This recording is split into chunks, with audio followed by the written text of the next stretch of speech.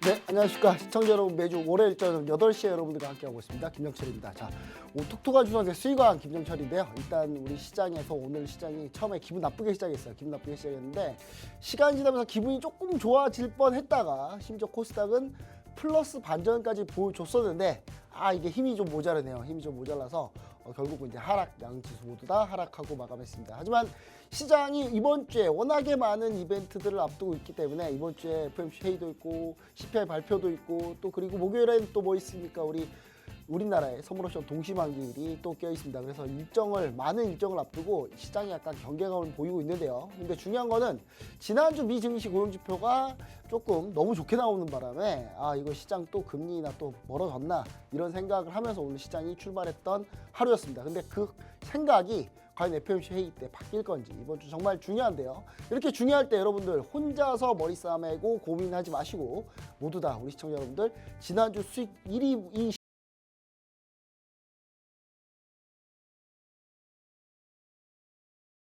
지난주에 도대체 어떤 전문가님들이 수익률을 좋게 기록하셨는지 한번 순위를 자세히 살펴보도록 하겠습니다. 박서정 캐스터님 모시도록 하겠습니다. 네, 안녕하세요. 톡톡한 주선생 외전 스타킹 진행의 박사정입니다. 네, 매주 월요일마다 찾아뵙는 저희 톡톡한 주선생 외전 스타킹에서는요.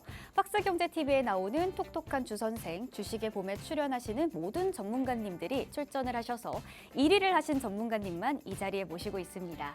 1위 전문가님만의 시황, 섹터, 그리고 히든 종목까지 만나보실 수가 있겠습니다. 그럼 이어서 룰 소개를 해드리자면요.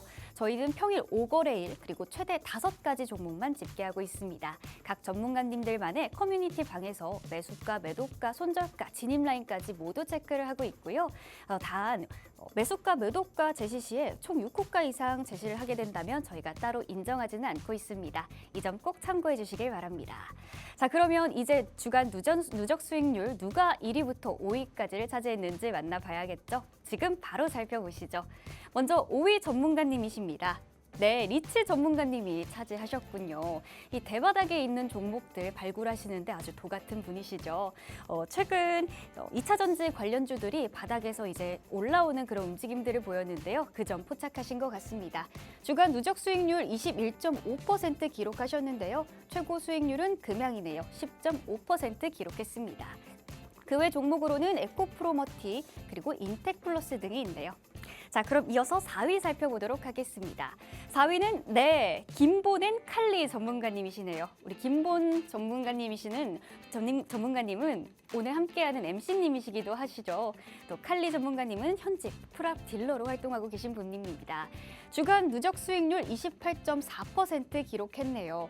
인벤티지랩은 당뇨 비만 치료제 관련주인데요. 19.5% 저번 주 급등을 하면서 높은 수익률 기록하셨네요.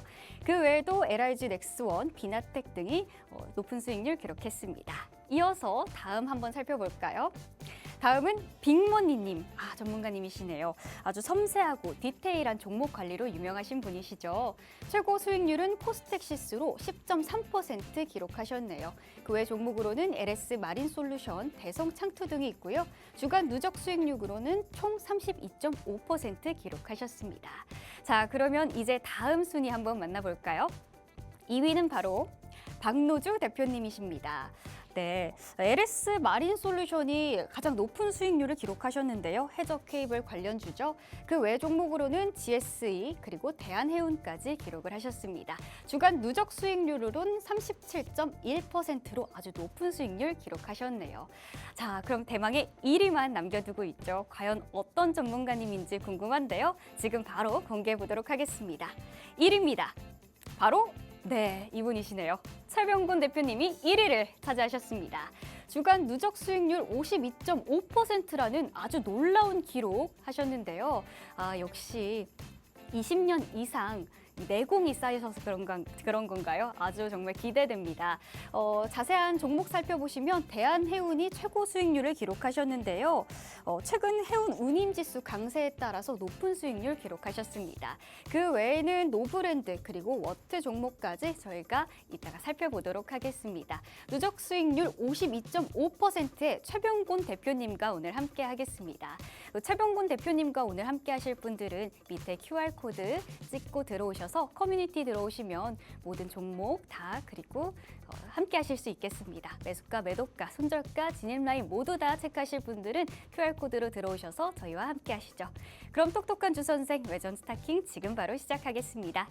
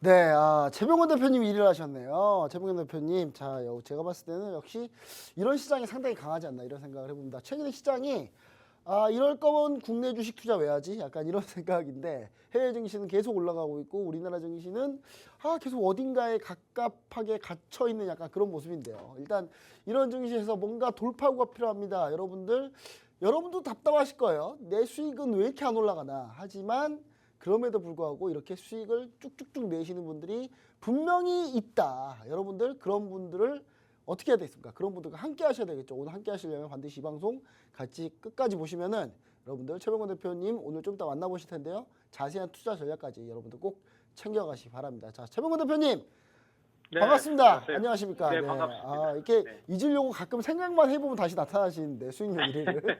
네, 우리 최병곤 대표님 자 오늘 시장 오늘 어떻게 보시는지 모르겠지만 저는 약간 우려를 잠깐 했다가 네. 그래도 그 우려가 조금 사라지는 듯했지만 이제 외국인 투자자도 선물 1만 개 넘게 매도한 거 보면 이것도 뭔가 또 여기서 밀어버리나 약간 이런 걱정도 좀 있습니다. 최병곤 대표님 생각하는 최근 시장의 방향성이나 아니면 관전평 좀 부탁드립니다.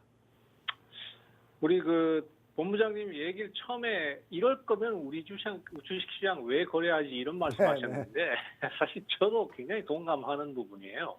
우리 증시는 뭔가 지금 방향성을 못 찾고 있어요. 계속해서 답답한 흐름을 보이고 있고 외국인들은 지금 뭐 며칠째 계속 선물에 대해서 대량 매도를 하고 있습니다. 그래서 얘네들이 왜 이거 갑자기 매도를 이렇게 많이 하지 이런 생각을 하다 보면은 약간 좀 불안해지는 것도 사실인 것 같아요. 네, 맞습니다. 그런데 요즘 우리 주식시장을 보면은 사실은 이게 주식시장이 어디로 가는지 별로 크게 의미가 없다라는 생각이 좀 많이 드는 게 자기네들 올리고 싶은 거 몇 개만 올라가고 나머지는 다 뭐 주식시장이 오르든 내리든 계속 같은 자리만 반복하고 있거든요. 네, 맞습니다. 물론 뭐 당연히 폭락하는 것보다는 낫겠지만은 그래도 지금 시장을 보면은요 우리 증시가 진짜 그 돛이 끊어진 그런 배 다시 같다라고 끊어졌다. 할까?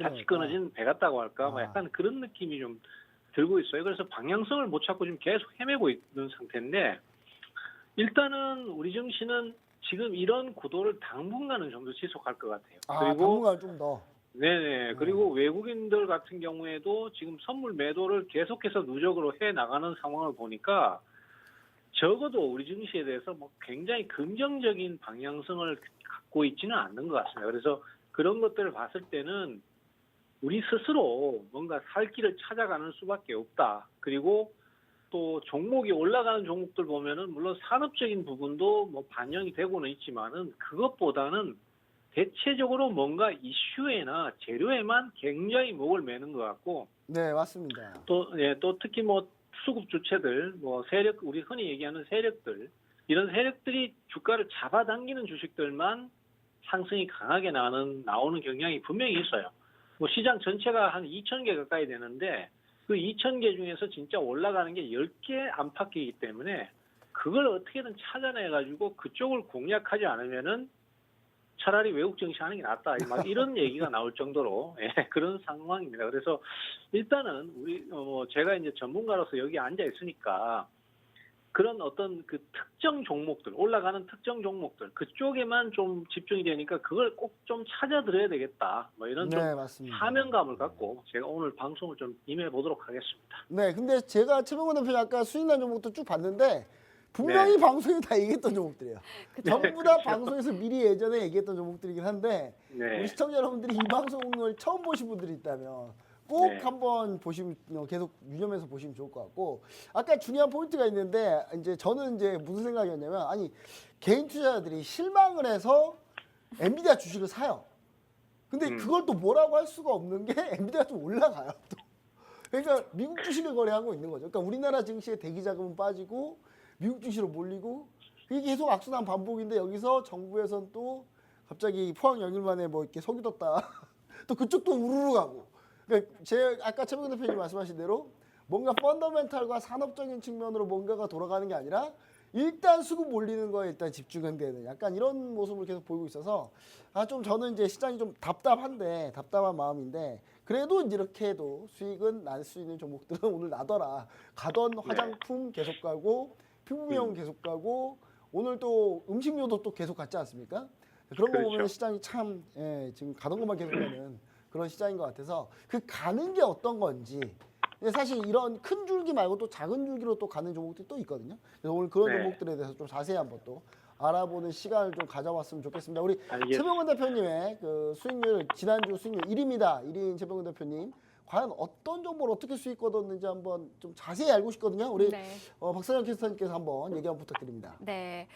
우선 한 주간 50% 넘는 수익률 기록하셨고 2위와도 아주 상당한 격차 벌어지면서 1위를 기록하셨는데요.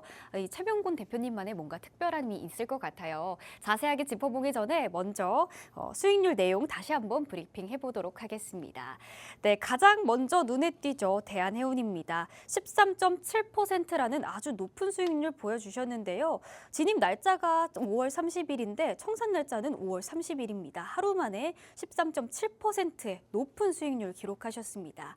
이에 못지않게 노브랜드도 12.8%로 아주 높은 수익률 보여주셨는데요. 역시 진입 날짜는 30일인데 청산 날짜 31일입니다. 하루 만에 정말 높은 수익률 보여주셨고요. 이 외에도 그에 못지않게 워트라는 종목 좀 생소한데요. 12.1% 보여주셨습니다. 그 외에도 삐아 8.7%, 엔젤 로보틱스 5.2%로 전부 다 5% 넘는 수익률 기록하셨습니다. 정말 대단하십니다. 네, 정말 높은 수익률 기록하셨는데요. 저는 사실 이렇게 전화 연결로는 좀 처음 뵙습니다. 궁금한 수익률 종목 많습니다. 그래도 단연 가장 종목 중에 궁금한 것은 대한해운이죠. 정말 높은 수익률 기록하셨죠. 13.7%의 수익률 기록하셨는데요. 최근 해운 운임지수 등이 올라오면서 덩달아서 강세가 진행 중인데요. 이 종목 매수 포인트 그리고 매도 포인트 자세히 한번 알아보고 싶습니다. 예, 사실 대한해운 같은 경우는 뭐 그게 기록된 거는 이제 하루 만에 수익을 올렸다라고 되어 있었긴 합니다만은 사실 이 방송에서도 소개를 드렸었고 네, 맞습니다. 또 그전에도 뭐 몇 번 해운주에 대해서는 많이 언급을 드렸었어요. 그래서 해운주는 제가 좀 단골 메뉴인데 이 해운주가 좀 바뀐 게 좀 있습니다. 예전에 방송을 작년에 할 때는 흥하해운을 많이 말씀드렸었죠. 약간 테마성으로 가는. 예, 그렇죠. 그때는 테마성이 강했었고 지금은 대한해운이다 이런 얘기를 드렸었거든요. 근데 사실은 그때 당시에는 이제 흥하해운이 흐름이 강했었습니다. 그리고 대한해운하고 항상 비교가 되는데 둘이 시가총액도 비슷했었어요. 그리고 뭐 가격대도 비슷한 그런 종목이었는데 내용적으로 가보면은요, 흥하해운보다는 대한해운이 훨씬 더 좋아요. 뭐 매출 자체도 거의 10배 가까이 되고 순이익도 뭐 훨씬 더 높습니다. 그래서 펀더멘털로 따지면 뭐 대한해운이 가장 좋다고 볼 수 그렇죠. 있겠죠. 압도적이죠. 근데 네. 이제 뭐 이 흥하해운 쪽으로 그때 당시에는 중동발 위기가 생기면서 이제 그때는 흥하해운이 계속 매수가 들어오는 상황이니까 주가가 그쪽으로만 상승이 나왔었어요. 그래서 그쪽을 주로 추천을 드렸는데 지금은 이제 내용이 좀 바뀌었습니다. 그래서 해운주도 그때처럼 뭐 중동발 위기가 아니라 지금은 아예 그냥 그 수에즈 운하 자체가 막혀버렸으니까 이제 아예 네, 희망고 맞아요. 돌아가지고 삥 돌아가는 이거를 얘기한 거거든요. 그래서 그런 것들을 봤을 때는 해운주의 성장을 보고 투자를 해야 되는 시점이다. 그리고 수급 자체도 최근에는 대한해운이 훨씬 더 좋다라고 해서 대한해운을 많이 추천드렸었고요. 또 그 밖에도 지금 보면은 이제 그 조선업하고 해운업 자체가 이제 슈퍼 사이클에 도래했다 이런 분석이 좀 많이 있습니다. 아, 해운업하고 슈퍼- 조선업 같이. 네. 네네네. 그래서 사실 뭐 해운이 잘 돼야 조선업도 잘 되는 거 아니겠습니까? 그렇죠. 그래서 네. 뭐 결론적으로는 이 30년에 한 번씩 슈퍼 사이클이 돌아오는데 거기에 따라서 이제 그 논리의 근거가 뭐냐면은 배가 30년 타면은 이제 이게 점점 수명이 깎아먹어서 이제 더 새로 타기 지을 때가 힘들죠. 됐다. 네, 예, 맞습니다. 그리고 또 요즘 같은 경우는 이제 그 배 같은 경우에도 예전처럼 그냥 운행만 하는 것이 아니라 이제는 친환경을 따지기 시작했어요. 그래서 하이브리드 선박도 나오기 시작했고 요즘 대세로 얘기 많이 하는 게 이제 그 LNG나 LPG를 사용해서 그 엔진을 돌리는 그런 선박, 그러니까 친환경 선박으로 대세가 좀 바뀌기 시작했어요. 그리고 규제도 상당히 심해지고 그러려면은 결국은 이것도 뭐 대규모 개장을 해야 된다든지 뭐 이런 게 필요하기 때문에 조선업이 지금은 큰 호황기를 맞이했지 않느냐 이런 평가가 나오는 상태고 해운 쪽도 역시 마찬가지로 뭐 수에즈 운하를 통과를 못하니까 아프리카를 돌아서 완전히 그냥 끝까지 돌아서 가야 되니까 한 2달 정도 더 걸린다고 합니다. 그래서 아, 맞아요. 그런 데 따른 두 달이나 어떤 걸리나요? 와. 그렇죠. 뭐 이 운임이 증가를 할 수밖에 없으니까 수익성이 좋아진다. 뭐 이런 논리고요. 일단은 아직까지는 대한해운이 제일 우세라고 보고 있습니다. 그래서 앞으로도 꾸준히 좀 투자를 계속 해 나가시는 게 좋을 것 같고요. 아, 그 추가로 밖에도 더 뭐- 올라갈 수 있다. 이 상태에서. 예? 추가로 추가로도- 좀 상방으로 더 그래- 열려 있다.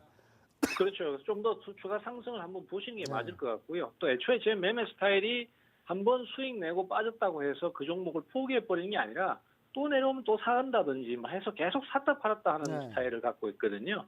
그리고 또 이제 뭐 그 밖에 페노션이라든지 또 HMM 같은 경우에도 최근 들어서 분위기가 많이 좋아지고 있기 때문에 이 해운주 쪽의 강세는 좀 더 이어질 것 같다. 다만 이제 워낙에 지금 사실 이슈에다가 많이 포커스가 시장이 맞춰지다 보니까 이런 해운주들이 올라가는 거는 좀 너무 느린 감이 좀 있다라는 인식들이 좀 있어요. 그래서 좀 그런 것들을 감안해서 좀 길게 보시고 꾸준히 투자를 해 가시는 형태로 가셔야 좀 좋은 성과를 올리지 않겠나. 뭐 이렇게 좀 생각하고 있습니다.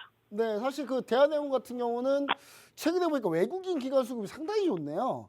네, 수급 자체가 상당히 좀 많이 변한 것 같고, 그리고 지난번에 아직도 저는 기억합니다. 우리 최병건 대표님이 저랑 방송에서 얘기할 때 대한해운 봐라, 대한해운 보라고 분명히 얘기해 주셨는데 그때 그 이후로 대한해운이 쭉 살짝 밀렸다가 바로 쭉 돌렸는데 쭉 돌리면서 급등하는 네. 그런 모습을 좀 보여주고 있습니다. 그래서 대한해운 같은 경우는 사실 여러분들이 아까 최병건 대표님이 말씀처럼 조금 약간 느릴 수 있다.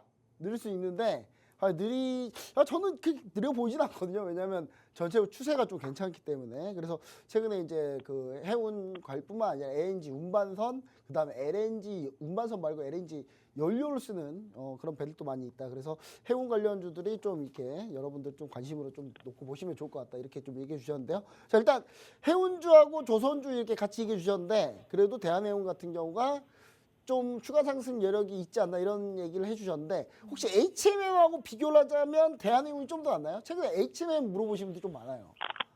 사실 HMM하고 대한해운은 솔직히 말해서는 네. 비교 대상이 될 수는 없습니다. 펀드멘탈로 가버리면은 HMM하고는 상대 자체가 안 되거든요. 그렇죠, 그렇죠. HMM은 워낙 사실 덩치가 크니까요. 그렇죠. 지금 시가총액이 12조 5천억 정도를 왔다 갔다 하고 있는데 이 회사의 현금성 자산만 10조 원이 넘어요. 아, 그래서 이 회사는 네, 맞아요. 굉장히 돈을 많이 갖고 있는 회사이기 때문에 예전에 이걸 할인이 한번 인수를 해보려다가 결국 실패했었죠. 배보다 그래서 배꼽이 더 커가지고. 네. 네, 그래서 이게 이제 결론적으로는 우리 증시 자체가 기업의 내용보다는 어떤 그 성장성이라든지 이런 데다가 포커스를 굉장히 많이 맞추고 있기 때문에 그래서 앞으로의 매출이라든지 실적이 좋아지는 조짐이 좀 나오면은 매수가 본격화될 수 있다라고 보고요. 지금으로서는 HMM도 상당히 괜찮다라고 생각은 하고 있습니다. 다만 이제 정말로 시장에서 붐이 한번 불라면은 향후의 실적 전망치가 굉장히 좋게 나와야 되는데 그런 부분이 아직까지는 좀 부족한 것 같고요. 네. 또 우리 증시 아시다시피 이게 매수가 한번 불붙기 시작하고 매수가 붙기 시작하면은 좀 터무니없이 올라가는 경향이 그거만 좀 가죠. 있거든요. 네, 그래서 그것만 오르는 그런 부분이 좀 생겨야 이 종목도 좀 제대로 된 상승이 나올 것 같다. 이렇게 좀 생각을 하고 있습니다. 네, 알겠습니다. 자, 대한해운 관련해서 원래 HMM하고 좀 대한해운하고 성격은 좀 다른데 HMM 같은 경우는 컨테이너선 위주고 대한해운은 약간 에너지 운반 이런 거 좀 많이 하고 있기 때문에 우리 시청자 여러분들 그 부분도 좀 참고하시고요. 자, 그럼 이제 이런 해운주들 딱 보고 이렇게 수익을 좀 내셨는데 우리 최명 대표님이 약간 팔색조예요. 이런 종목뿐만 아니라 다른 종목들도 상당히 좀 다양하게. 다양하게 잘 이렇게 시가총액이 좀 약간 낮은 종목들도 잘 하시는 분이기 때문에 우리 시청자 여러분들 그 종목 뒤에서 계속 한번 제가 파헤쳐 보도록 하겠습니다. 우리 전문가님과 함께 하려면 어떻게 되는지 우리 캐스터님께서 한번 얘기 한번 해주시면 좋을 것 같습니다. 이런 대표님만의 매매 포인트 실시간으로 함께하고 싶으신 분들은 하단에 QR코드 들어오셔서 시청자 커뮤니티에 입장하시면요. 모든 투자 전략, 매수, 매도 타이밍 자세하게 알려드리니까요. 지금 바로 함께하시길 바라겠습니다. 네, 그러면 이어서 두 번째 종목입니다. 대한해운 못지않게 노브랜드도 정말 높은 수익률 기록하셨는데요. 12.8%입니다. 근데 저는 그 노브랜드인 줄 알았어요. 저희가 모두 아는 그 노브랜드. 네. 이마땡에 있는 네, 그 노란 색깔 그건 줄 알았는데 아니더라고요. 의류 OEM 하는 노브랜드인데요. 이 종목으로 12.8%의 정말 높은 수익률 기록하셨습니다. 사실 이 브랜드 상장한 지 얼마 안 됐거든요. 공략하기가 쉽지 않았을 텐데 어떤 포인트로 공략하셨는지 정말 궁금합니다. 이 신규 상장주는 딱 정해져 있습니다. 전문이세요, 상장한 지 2주 이내에 쇼부를 쳐야 돼요. 2주 이내에. 2주에 결판을 내야 된다. 눈여겨보고 있어야겠군요. 그래서 사실은 이게 정석적인 대응 방식은 아니에요. 사실 우리 증시는 지금 제가 개인적으로 생각하기에는 너무 상장 종목이 많다라고 생각을 하고 있거든요. 돈은 한정돼 있는데 종목 수만 늘어나니까 이게 퍼지지가 않는 것 같아요. 제가 봐도. 코스닥 시장은 지금 사실 진짜 심각하다고 저는 생각해요. 네, 맞아요. 들어오는 돈은 한정적인데 한 달에도 한 10개씩 20개씩 이렇게 상장이 돼버리니까 아무튼 그 상태도 문제고 또 공모 단계에서 사실 기업의 가치보다는 너무 고평가되는 경향이 좀 있습니다. 그래서 그런 것들 때문에 또 좀 문제가 있는 것 같고 또 스펙 같은 경우는 또 정말 진짜 심각하죠. 왜냐하면 스펙 자체는 애초에 굉장히 안전한 투자 대상입니다. 그리고 인수합병이 결정돼야지만이 그때 가서 가격이 오르고 보통은 2,000원 선에서 형성되는 게 일반적이거든요. 네, 맞습니다. 근데 이게 상장하는 첫날 그 당일날 시초가에서부터 고가까지 110%, 150%씩 올라버리는 경우가 있고 그리고 점심시간 지나버리니까 그때서부터 그 다음날까지 70%를 하락해버린다든지 이런 식의 어떤 그 변동성이 엄청 진행이 크게 나오네요. 일단. 이게 사실 저는 그걸 보고 있으면서 이게 주식시장이 맞나 이런 생각이 좀 들었었어요. 약간 아사리판 같은 느낌인데. 정신이 없다. 그래서 저는 개인적으로는 사실 이 방송에 해도 되는 얘기인지는 모르겠습니다만은 강원랜드가 요즘 주가가 계속 약세잖아요. 네, 맞아요. 그 약세 타는 이유가 여기에 있는 게 아닌가 이런 생각이 좀 들어요, 사실. 아무튼 그래서 신규 상장주들은 이 첫날하고 둘째 날 매수가 들어오는지 안 들어오는지를 좀 잘 체크를 해보셔야 돼요. 그리고 아주 중요하다, 그 부분. 네. 그렇죠. 들어오면은 이거는 매수가 좀 몰리는 거니까 최소한 적정 가치를 떠나서 단타성 대응은 한 번쯤은 나온다라는 것이고 그러한 종목들을 잘만 노리시면은 적게는 10%에서 많게는 20%, 30%까지도 수익을 올릴 수 있다는 얘기거든요.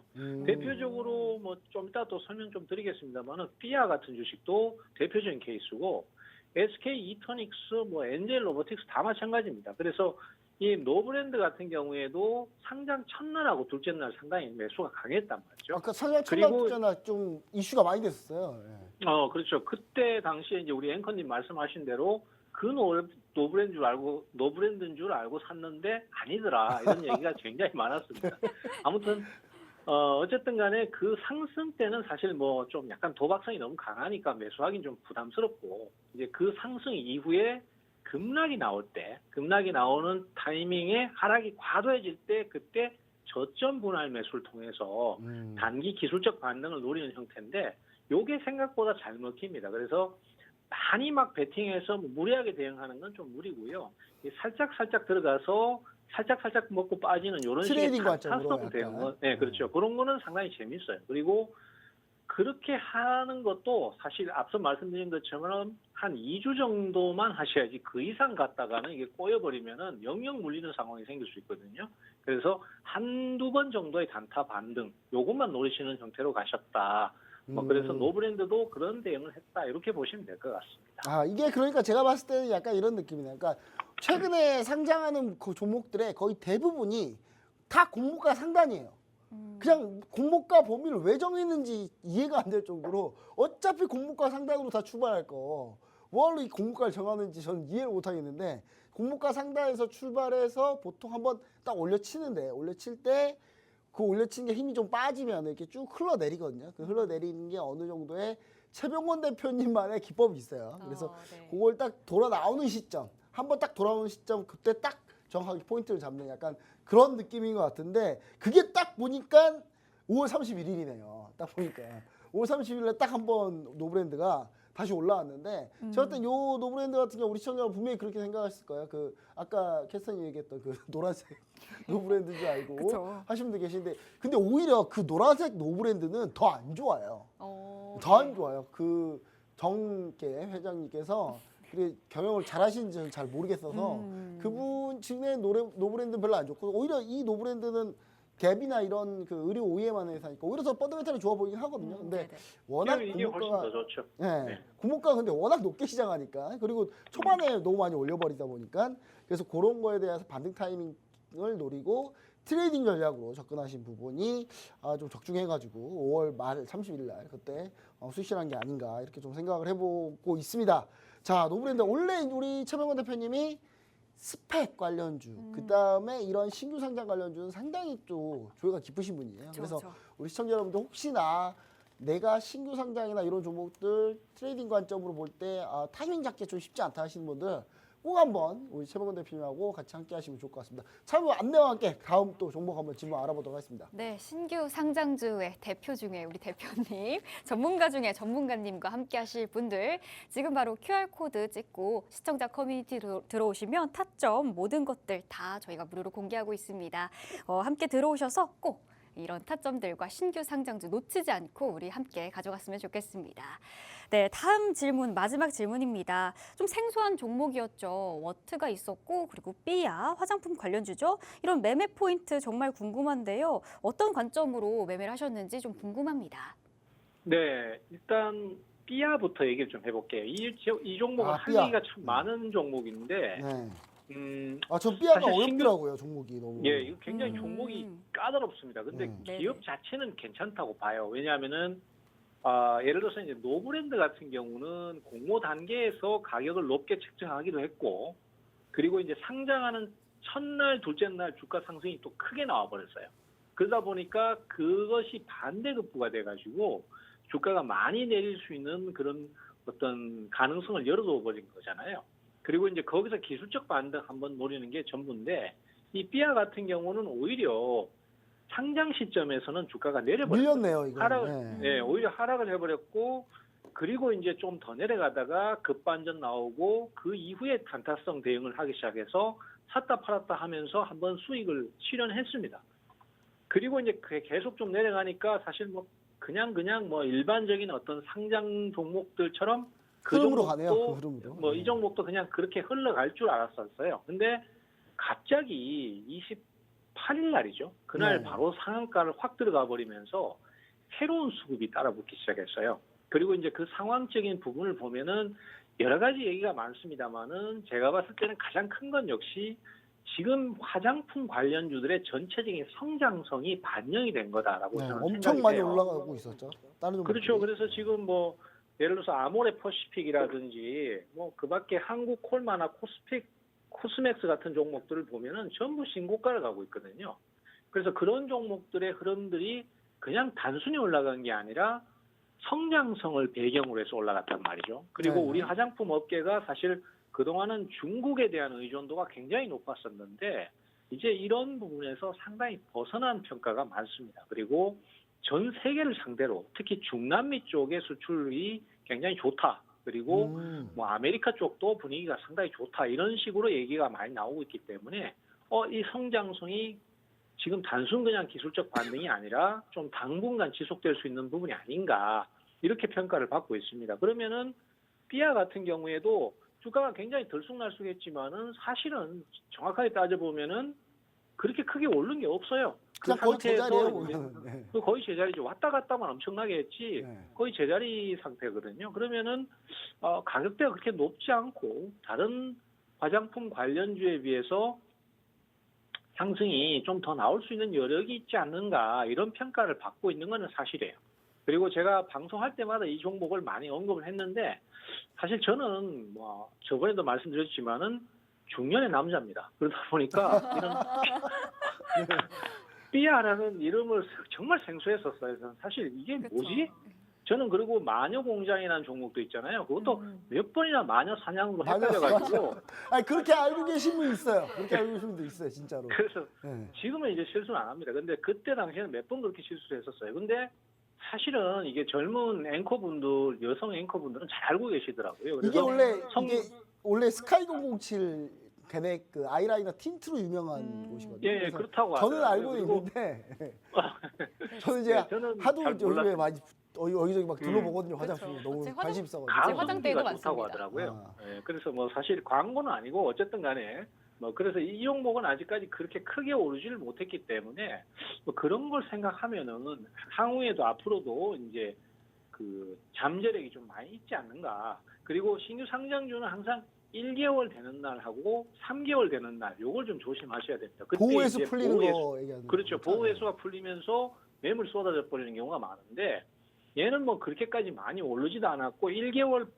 이미 지났거든요. 그러면 이제 3개월까지는 시간이 좀 있으니까 향후에도 또 다시 오를 수 있는 가능성도 충분히 있지 않는가. 뭐 저는 그렇게 일단은 보고 있습니다. 네. 그리고 워트도 얘기를 좀 해야 될 것 같아요. 이 워트. 워트라는 워트 네. 예전에 최병 대표님이 언급해 주신 종목입니다. 이 종목도. 그렇죠. 이것도 한번 거래를 해가지고 수익 실현을 한번 했었어요. 근데 그리고는 이제 그냥 좀 흐지부지 되는가 싶었는데 최근에 또 다시 강력하게 매수가 한번 들어왔습니다. 5월 29일 날이죠. 그날 뭐 상한가까지 한번 갔다가 거의 비슷하게 마감을 했는데 이 종목은 아시다시피 좀 생소하신 분들이 많아요. 근데 이 종목도 결국은 HBM 메모리하고 관련성이 있는 종목입니다. 다만 이제 아직은 신규 수주가 없어요. 그래서 가격이 다른 HBM 메모리 관련주에 비해서는 그렇게 높지가 않습니다. 그리고 상장한 지도 이것도 한 6개월, 7개월밖에 안 됐기 때문에 생소한 주식이세요. 그래서 뭐 그런 부분들이 이 HBM 메모리 관련주가 오르지를 않는 시기 같으면은 제가 함부로 추천하기는 좀 그렇습니다만은 다른 종목들이 다 올라 있는데 이게 안 가고 수주를 있다. 못한 게 그러면 왜 오히려 좀 득이 되는 상황이 아닌가. 그래서 네. 다른 건 너무 비싸서 사기 부담스러운데 요거는 좀 괜찮지 않나. 이런 생각을 좀 갖고 있어요. 그래서 요번에 수익 실현했지만은 또 공략을 해야 될 종목으로 저는 그렇게 일단은 보고 있습니다. 네, 일단 삐아 같은 경우는 우리 그 캐스터님 혹시 알지도 모르겠는데 네네. 이게 이 올리브영에도 들어가 있거든요. 맞습니다. 올리브영, 네. 에이블리 뭐 이런 데 들어가 있어요. 네네네네. 에이블리라고 하면 여러분 잘 모를 수도 있지만 전 잘 네, 알죠. 잘 알고 계시죠. 네. 그런데 일단 거기 들어가면 잘 되더라고요. 네, 네, 맞아요. 거기 들어가면 잘 되는데 일단 그런 부분에 따라서 제가 봤을 때 향후 성장성 상당히 높다. 왜냐면 올리브영 자체가 워낙 지금 잘 되고 있기 때문에. 그렇죠. 배송 서비스들도 네. 참 많이 이용하더라고요. 아, 배송 서비스도 해주나요? 그럼요. 바로 다음 날 와요. 아, 당일날 오기도 합니다. 올리브영 이렇게 하면 배송 서비스. CJ가 상당히 열심히 하네요. 네. 일단 저는 그건 몰랐어요. 왜냐면 네. 저 올리브영 제가 가서 직접 막 삽니다. 왜냐하면 제가 사야 될 게 많아요. 왜냐하면 제가 이렇게 겉으로는 멀쩡해 보이지만 이렇게 속으로 이렇게 피부도 뭐 많이 병들어 있어요. 병들어 있기 때문에 안타깝네요. 네, 안타깝죠. 많이 안타까운데 일단 그런 부분 때문에 저는 가끔 가요. 저는 가끔 네네. 가기 때문에 저는 주로 오프라인으로 많이 가는데 배송까지도 상당히 좀 잘 돼 있네요. 그리고 워트 같은 경우는 그래서 삐아가 왜 이제 최범근 대표님이 이제 추가적으로 좀 더 볼 수 있다라는 걸 왜 얘기 드리냐면 다른 화장품 관련주는 진짜 또 엄청 많이 올랐거든요 지금. 그렇죠. 엄청 많이 올라서 지금 최근에 정말 따라잡기도 좀 쉽지 않은 그런 상황이고 실리콘투나 이런 거 보면 정말 끝없이 가고 있는데 그런가 비하면 사실 가격 부담은 덜하다. 왜냐면 지금 전문가님들이나 다른 사람도 마찬가지지만 저도 지금 화장품 관련주 지금 당장 뭐 실리콘투나 VT 이런 거 막 바로 매수해라 그러면 절대 못해요. 너무 비싸죠. 네, 손이 안 나갑니다. 네. 손이 안 나가는데 삐아 같은 경우는 일단 등락폭을 일단 잘 알고 계시니까 한번 시청자 여러분들이 한번 관심 있게 보시면 좋을 것 같고 워트 역시 마찬가지인데 워트는 사실 최범근 대표님 말씀하신 대로 간 것 같아요. 그러니까 그러니까 워트가 조정을 받고 그때 워트가 한번 급등할 때 그때 한번 최범근 대표님이 한번 얘기해 주셨거든요. 근데 그때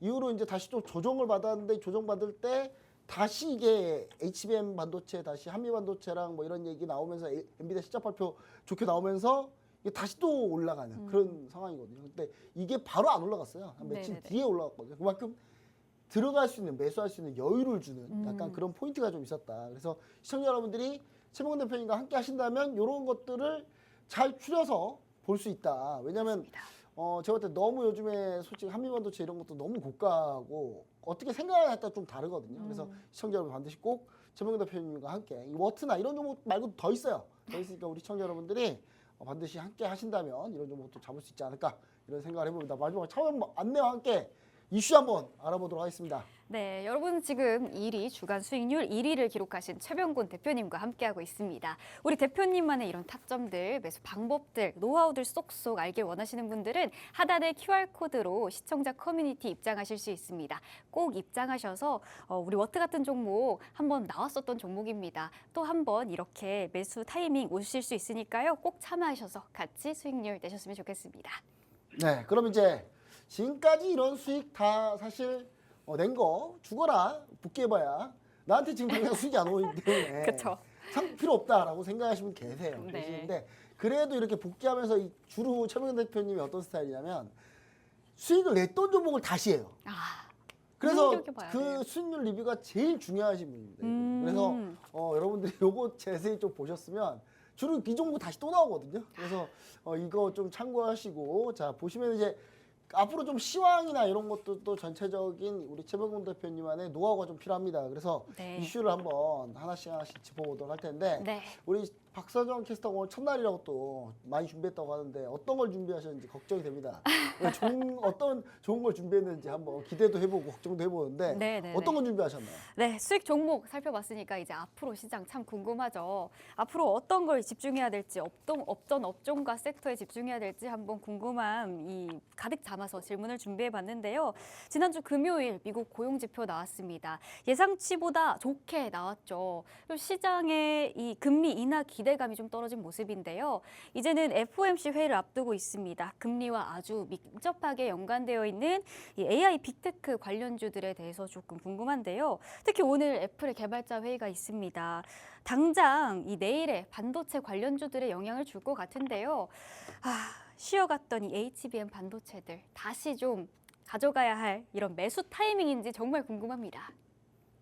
진짜 이 반도체 쪽은 사실 얘기를 지금 안 할 수가 없는 상황이에요. 그렇죠. 안 하고 싶은데 계속 매수가 들어오니까 뭐 어떻게 얘기를 빼놓을 수가 없습니다. 그래서 우리가 이제 뭐 외국장은 그렇다 치더라도 우리 증시만 봐도 지금 뭐 SK 하이닉스 또 지금 저렇게 해서 종목이 고점을 돌파하려고 하고 있어요. 그러면은 뭐 시황적인 상황뿐만 아니라 수급적인 걸 봐도 하락을 하던 주가가 다시 한번 강력하게 상승을 해서 그 하락을 되집어놨다. 그래서 다시 되살려놨다. 이렇게 보면은 그거는 새로운 수급이 또 들어오는 상태가 될 수밖에 없거든요. 그러면은 당분간은 대형주는 이 HBM 메모리 반도체 쪽을 얘기를 안 할 수가 없는 것이고 그쪽으로 계속 매수가 몰린다라고 얘기를 할 수밖에 없는 상황입니다. 지겹지만은 그래도 다시 한번 또 얘기를 꺼내야 될 상황이고요. 뭐 SK 하이닉스가 올라가는 건 딱 정해져 있지 않습니까? HBM 메모리 반도체 거기에 따른 어떤 뭐 성과, 그 다음에 어떤 수혜 이런 것들이 핵심입니다. 그래서 사야 되는데 문제는 이제 가격이에요. 너무 비싸요. 지금 작년 가을 때부터 제가 SK 하이닉스를 이 방송에서 이제 추천을 드렸었는데 그때 당시에는 10만 원대 초반권이었단 말이죠. 와, 근데 그럼 이제 지금은 두 배가 간 거네요, 거의 그 사이. 2배 올랐 거죠. 사실은 와, 이 그때 대형주가 당시에는 이 대형주가 두 그렇죠. 배가 갔네요. 와, 네. 그러니까 너무 많이 오르니까 사실 이거 사야 된다라고 얘기하기가 선뜻 얘기가 안 나옵니다.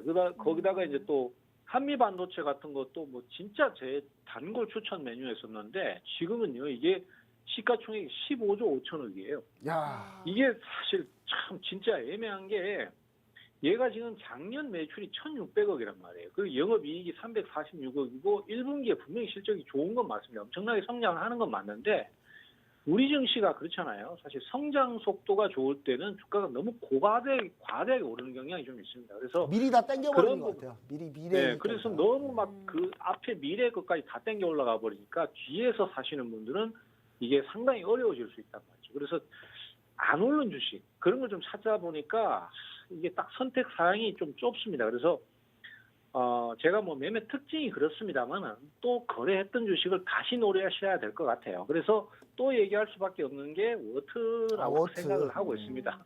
말장난 같긴 하지만은 절대 그런 건 아니고요. 이 워트라는 주식은 그 반도체 생산 라인 중에서 초정밀 온도 습도를 제어해주는 THC라는 장비를 주로 생산을 하고 있어요. 핵심 장비네요. 근데 이게 이제 반도체 생산 라인에 꼭 필요한 장비인데 HBM 메모리 공정에는 아직 안 들어가 있어요. 그리고 이걸 장비를 이미 개발해놨습니다. 해놨는데 이제 수주가 돼야 됩니다. 근데 그 수주라는 게 뭐 생산 라인이 요만한데 수주는 이만큼 크게부터 할 수는 없는 거잖아요. 그래서 생산 라인이 늘어나면은 같이 거기에 따른 늘어나는 추가 수주가 이루어져야 되기 때문에 저는 향후에 이 회사가 수주에 성공할 것이다라는 생각을 하고 있어요. 그렇다면은 그동안 아직 주가가 오르지를 못했던 이 상황에서 한 단계 업그레이드가 되는 상황이 될 수도 있지 않느냐. 그리고 저번에 젠슨 황이 뭐라고 얘기를 했습니다. 그때 이 종목이 주가가 급등하는 걸 봤을 때는 HBM 메모리에 관련주다. 예, 그렇죠. 민감도가 그만큼 높다. 이렇게 볼 수 있으니까 이쪽을 좀 또 노리셔야 된다. 저는 그렇게 얘기를 하고 싶어요. 네, 사실 SK하이닉스가 한번 22이동평균에서 딱 이탈할 때 SK하이닉스 그럼 이거 22이동평에서 깨지나? 다들 그랬는데 아니나 다를까 그걸 돌려버렸어 다시 돌려버렸는데 그 돌리는 수급이 정말 대단한 거다. 왜냐하면 거기서 돌리는 거는 사실 쉽지 않다 이렇게 보고 있으셨던 거거든요. 그래서 저도 이제 약간 그 얘기에 동감이 되고요. 그 다음에 워트 같은 경우도 워트도 만약에 이게 하이닉스 차트고요. 워트 같은 경우도 워트가 지난번에 이제 민감도가 상당히 높다. 이거 제수당의 발언 하나로 바로 민감도가 높기 때문에 상당히 이 종목도 여러분들이 같이 한번 보시면 좋겠다. 이렇게 좀 얘기를 다시 한번 드렸습니다. 이 종목이 과연 히든 종목은 아닌 것 같아요. 그쵸. 지금 나온 거 보니까 히든 종목 아닌 것 같으니까 그 히든 종목에 대해서는 이제 좀 더 물어볼 텐데 저는 이제 또 우리 최명건 대표님이 반도체 얘기해 주셨으니까 또 다른 이슈 섹터는 또 어떤 게 또 궁금할지 우리 박선희 캐스터님 자 어떤 게 또 궁금한 이슈가 있나요? 네, 이슈 하나 더 짚어보도록 하겠는데요. 지금 며칠 동안 2차 전지가 반등을 했습니다. 눈에 띄는데요. 오늘은 일단 2차 전지 관련주들보다는 전고체 배터리 관련주들이 눈에 띄었습니다. 앞으로 2차 전지 관련한 전기차 관련주들 우리가 다시 주목을 해봐야 할 이런 가치가 있나요? 일단은 지금 시장에서는 타진만 해보고 있는 것 같아요. 그러니까 미끼만 너무 던졌다. 장기간 하락을 많이 했으니까 한 번은 찔러봐야 될 때가 아닌가라고 생각해서 매수가 이번에 좀 들어온 것 같아요. 그리고 거기다가 이제 EU에서 중국 전기차에 대해서 관세를 매긴다고 하지 않습니까? 이슈가 있었죠. 예, 그러니까 그것 때문에라도 한번 사봐야 되지 않나 이런 생각을 하고 있는 것 같아요. 근데 문제는 이제 계속 매수가 더 들어올 것인가 하는 부분인데, 요거는 이제 며칠 지나보면 알 수 있을 것 같고요. 그래도 최근에 매수가 상당히 강력하게 들어오는 쪽이 한쪽이 있습니다. 그게 바로 에코프로 머티인데요. 사실 이 종목 같은 경우는 솔직히 그렇게 들어올 수밖에 없는 게 주가가 너무 강하게 하락을 많이 했어요. 그래서 올 초에만 해도 뭐 20만 원대 왔다 갔다 하고 있었거든요, 적어도. 근데 3개월을 연속으로 내렸으니까 그게 하락이 길긴 길었습니다. 그리고 또 거기서 반토막도 더 하락을 해버리니까 반등 다운 이번에 반등 한번 없이 쭉 밀렸거든요 지금. 네. 그렇죠. 그러니까 이번에 좀 강력하게 매수 들어왔는데 사실 저는 개인적으로 이런 식의 우리 증시 흐름은 별로라고 생각을 합니다.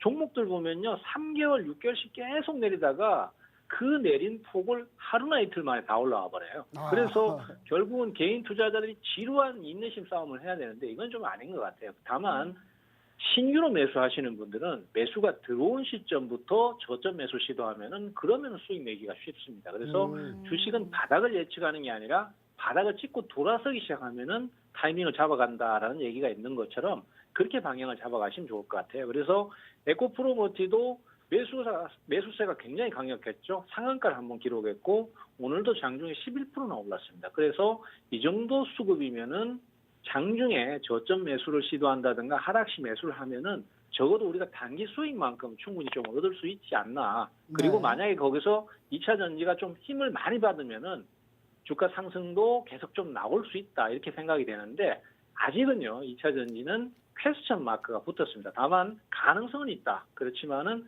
그 후속 매수가 얼마나 좀 빨리 들어오고 강하게 들어와 주느냐에 따라서 방향이 결정 날 것이다. 저는 뭐 이렇게 좀 판단을 하고 네. 싶습니다. 일단 2차전지 같은 경우는 사실 아주 긍정적으로 보진 않고 있지만 사실 에코프로머티 같은 경우는 그냥 제가 봐도 기간 수급이 엄청 들어왔네요. 갑자기 수급이 엄청 세게 들어왔고 거래량도 지금 상당히 늘어나고 있는데 이런 부분 포인트로 잡고 우리 시청자 여러분들 한번 보시면 좋을 것 같다. 왜냐하면 2차전지 전체적으로는 약간 데드캣 바운스, 그러니까 쭉 너무 많이 밀려서 살짝 올라오는 이 정도이기 때문에 이런 종목에서 한번 옥석을 가려보자 이렇게 좀 정리를 한번 해보도록 하겠습니다. 자, 그럼 이제 최봉근 대표님 바로 그럼 오늘의 탑픽 종목, 저희가 원래 히든 종목인데 최봉근 대표님은 종목을 다 공개해 버리시니까 제가 히든 종목 할 필요가 없어요. 그래서 제가 이름 붙였습니다. 탑픽 종목. 최봉근 대표님 네. 오늘의 탑픽 종목 워트보다도 더 탑픽인 건가요? 네, 그렇습니다. 네. 우리는 어떤 뭐 종목입니까? 시원하게 다 오픈해 버리는데요. 네.